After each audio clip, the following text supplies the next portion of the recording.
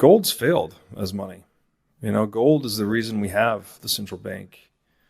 Again, looking through that framework of the properties of money, the one real area that gold and monetary metals more generally suffer is in terms of portability. They're physical assets, right? So they're expensive and risky to secure. We build giant bank vaults around them. You need lots of armed guards, all kinds of security protocols. When you want to move them, it's even more risky, right? You have to have, armored trains, armored trucks, armored boats, military escorts, especially if you're moving large quantities of gold across the Atlantic Ocean, as states have done, right? States have settled with one another in physical gold. And there's always a very expensive transaction cost associated with that in terms of security. So the problem with physical money is that it's way more economically efficient to centralize it in one place and issue a derivative on top of it called a banknote or a warehouse receipt. And once you do that, the other adage that money is power, when you concentrate that much power into one place and you give the keys to one institution, well, power corrupts. Absolute power corrupts absolutely. Yep. So the institutions that grow up around that money are the most corrupt institutions that have ever existed, which are the currency counterfeiting cartels we call central banks today.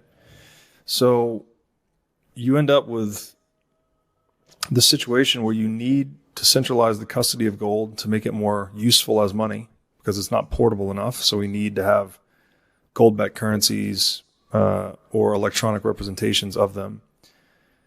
That gives the bank or the institution the ability to start engage in fractional reserve banking, where they actually overissue liabilities to that gold. So they start issuing more banknotes than the gold reserves justify.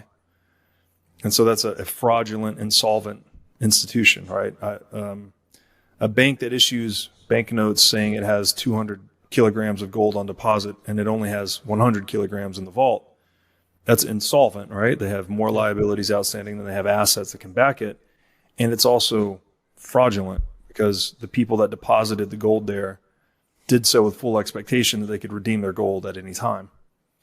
So you go from full reserve banking to fractional reserve banking, and the fraction gets more and more fractionated before you ultimately get into a 1971 situation where you move to a zero reserve banking paradigm, which is called fiat currency. So gold has failed as money, and it's failed many times, many places. It does hold purchasing power over time because governments can't do anything about that. But when you try to scale gold into a transactional medium of exchange, you end up with this centralization problem. And then you go into fractional reserve banking and then zero reserve banking, fiat currency, hyperinflation. So there's this technological glitch in gold that I think just prevents it from being scalable as money. And of course, Bitcoin does not suffer from that, right? If you're just looking at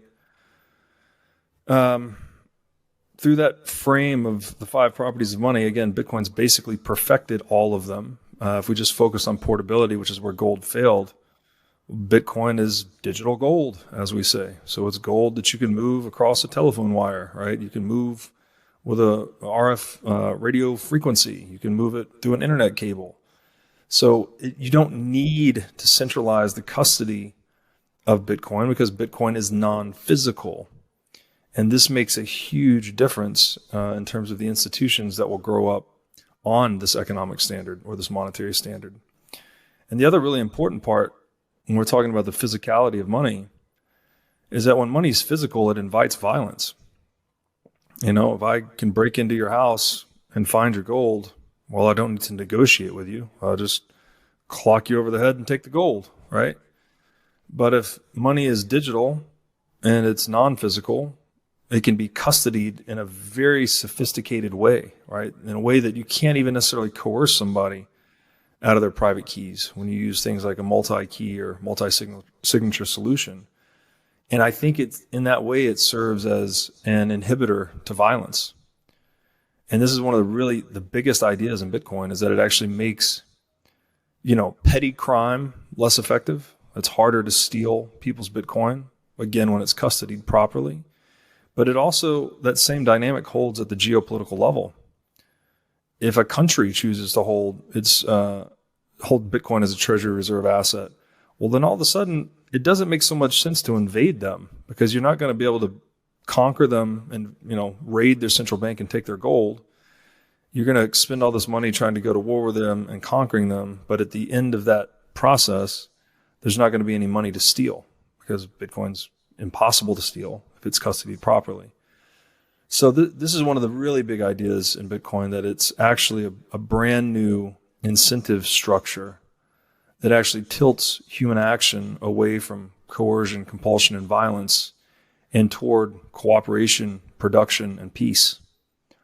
And it sounds radical, but I think if you study humans, like we are incentive responsive creatures. We respond to incentives. So if you can't steal the thing, you're much less likely to be violent towards me, right? If you can't steal my lunch money, you're much less likely to bully me.